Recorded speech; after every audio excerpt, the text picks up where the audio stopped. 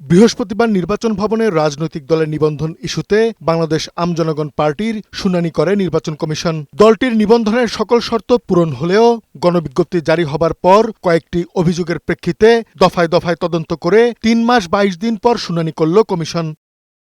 নির্বাচন ভবনে অনুষ্ঠিত শুনানিতে ৪ জন নির্বাচন কমিশনার, ইসি সচিবালয়ের ঊর্ধ্বতন কর্মকর্তা, দলটির শীর্ষ নেতৃত্ব এবং আপত্তি দাখিলকারীরা উপস্থিত ছিলেন। প্রধান নির্বাচন কমিশনার এম নাসির উদ্দিন ও নির্বাচন কমিশনের সিনিয়র সচিব আক্তার আহমেদ শুনানিতে ছিলেন না।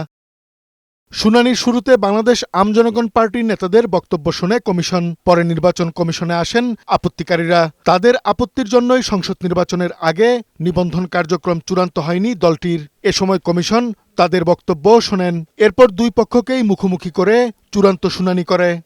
শুনানি শেষে দলটির সদস্য সচিব জানান, ষড়যন্ত্রের মাধ্যমে নিবন্ধন বিলম্বিত করা হয়েছে। যে বা যাহারা ষড়যন্ত্র করে এই নির্বাচন থেকে আমাদেরকে ব্যাহত করেছেন, আপনারা থামুন। হাজার হাজার নেতাকর্মীদেরকে হতাশ করে তাদের মৌলিক অধিকার খর্ব করে আপনারা ভবিষ্যতে ধৃষ্টতা দেখাবেন না।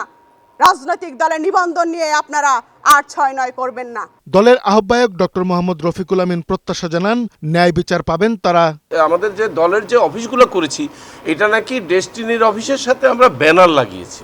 খুবই হাস্যকর। তাইলে আমরা চুক্তি যে করলাম যে আমরা যে তথ্যগুলো দিয়েছি অফিস বা সংখ্যা, এটা সঠিক না। আমরা বলেছি যে না, এটা সঠিক, এই যে দেখেন আমরা ছবি সহ জমা দিয়েছি। আমার বিশ্বাস হয়েছে ওনারা আমাদের কথাগুলো আমলে নিয়েছেন এবং ন্যায় বিচার করবেন।